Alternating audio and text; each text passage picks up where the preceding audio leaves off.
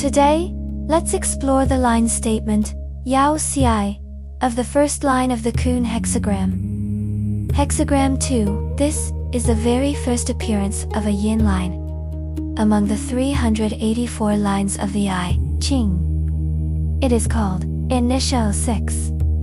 Ch. In the I Ching, yin and yang are not merely descriptions of opposite forces, they also carry a traditional value judgment. Yang is often associated with strength, greatness, and what is considered positive, while yin is associated with softness, smallness, and what can become problematic. If yang symbolizes goodness, then yin, in some contexts, may represent the potential for evil. But this evil is not always absolute. This raises an age-old question. Why does evil exist? Western religion and philosophy have wrestled with this question for centuries before trying to answer it. Let's consider a simple story. A woman bought a bag of potato chips at an airport cafe. Looking around, she noticed an empty seat beside a man who was quietly reading a newspaper. So she sat down next to him. While taking a phone call, she casually opened the chips and began eating. At first, everything seemed normal, but the moment she took her first chip, the man lowered his newspaper and shot her an angry glare. She was completely confused. Why would this polite-looking gentleman react like that? Feeling irritated herself, she continued eating. To her surprise, the man also reached into the bag and took a chip. Now she stared back at him with equal anger. Imagine the scene. In each person's eyes, the other appeared rude, selfish, even evil.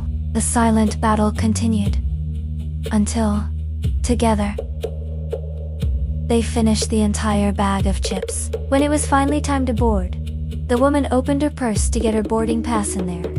Untouched was her own unopened bag of potato chips. The bag they had been sharing had belonged to the man all along. Many times, what we perceive as evil is simply the result of incomplete information and misunderstanding. But there is another kind of evil one that seems absolute. It is the darkness within human nature that we hesitate to face or even acknowledge. Kigo Higashino's famous novel Malice explores this idea.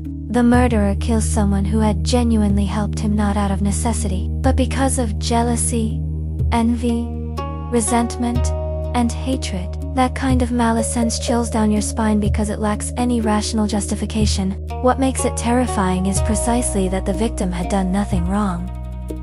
He had been kind. He had helped. Yet, he became the target.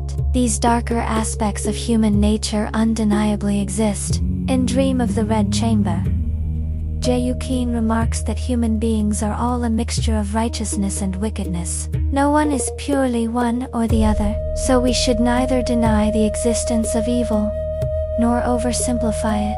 We need to recognize that there are at least two different kinds of evil, one born of misunderstanding, and another rooted in the darker side of human nature. Interestingly, our world may not function without both constructive and destructive forces. Think about the animated film Wreck-It Ralph. There are two seemingly opposite characters. Ralph's job is to destroy buildings, while Fix-It Felix carries a magical hammer that can repair everything Ralph breaks. Toward the climax of the movie, the heroes must lure the dangerous cybugs into an erupting volcano, so they will destroy themselves. At that moment, Felix's hammer is actually useless.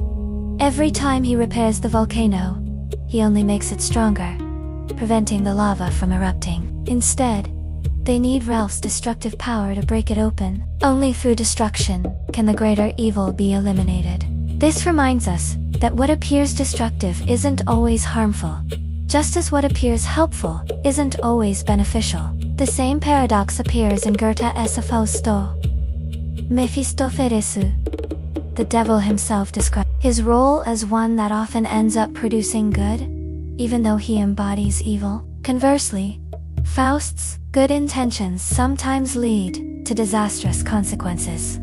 Good and evil are therefore not fixed opposites. Under certain conditions, they can transform into one another. This is beautifully illustrated by the Taigi yin-yang symbol. Within yin lies a seed of yang, and within yang lies a seed of yin. They are constantly moving, balancing, and transforming into each other. The distance between ourselves and evil is often much smaller than we imagine. The Taiwanese television drama, The World Between Us, explores this theme powerfully. In the story, Li Xiaoming commits a mass shooting in a movie theater, killing 9 people and injuring 21 others.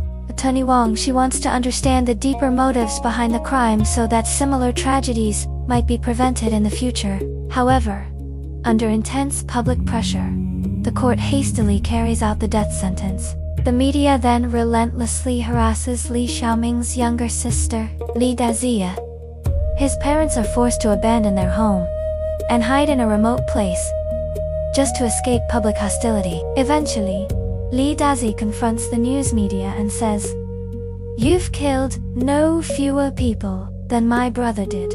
Her words force us to reflect. An individual, an organization, or even the media may believe it is pursuing truth or justice, but if it takes just one step too far, it can easily cross the line into evil.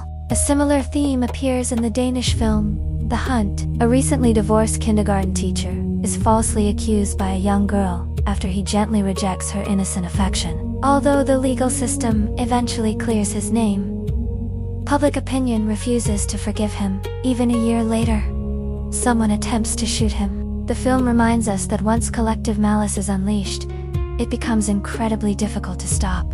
In fact, every episode of The World Between Us begins with online comments from anonymous internet users. This is no accident. It reminds us that beneath public opinion often lies hidden resentment, cruelty, and hostility that have always existed and therefore require constant vigilance.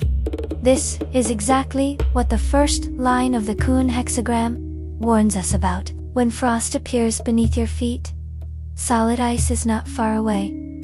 Frost is only the beginning. Once autumn frost begins to form, if left unchecked, it will eventually become solid ice.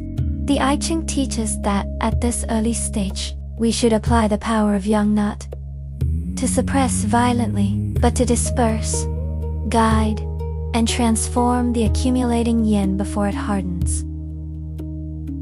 Notice the progression within the Kun hexagram. At the beginning, the warning is merely frost, but by the final line, we read, "Dragon's battle in the wilderness." By then, yin has accumulated enough strength to contend directly with yang.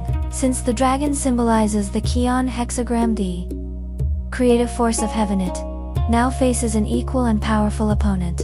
Even if righteousness ultimately prevails, victory comes at a tremendous cost. As the saying goes, you may destroy 1,000 enemies, but lose 800 of your own. That is why the I Ching urges us to intervene early. Use the energy of yang to guide, disperse, and redirect stagnant yin before it grows into a destructive force, rather than allowing negativity to accumulate until it becomes overwhelming. Give it direction and purpose while it is still manageable. There is an old Chinese saying, "A tiny breeze begins among the blades of grass, yet it may one day uproot forests." It echoes the idea behind the butterfly effect. A barely noticeable wind can eventually become a hurricane capable of sweeping everything away. That is what happens when harmful tendencies are left to develop unchecked. Traditional Chinese medicine expresses the same wisdom. The Huandi Najing says, "Where there is free flow, there is no pain. Where there is blockage, there is pain." The same principle applies to our bodies.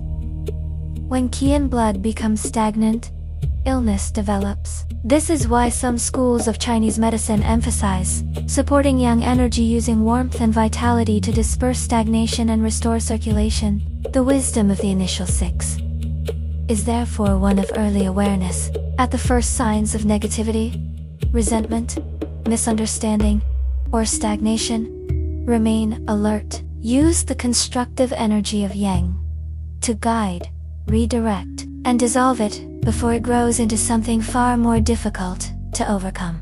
This also explains an earlier teaching in the Kun hexagram. First become receptive, then find the right leader. Yin itself is neither inherently good nor bad. Yang is neither absolutely superior nor absolutely right. Their value lies in how they function together. When Yin is wisely guided by Yang, both fulfill their proper roles, creating harmony instead of conflict.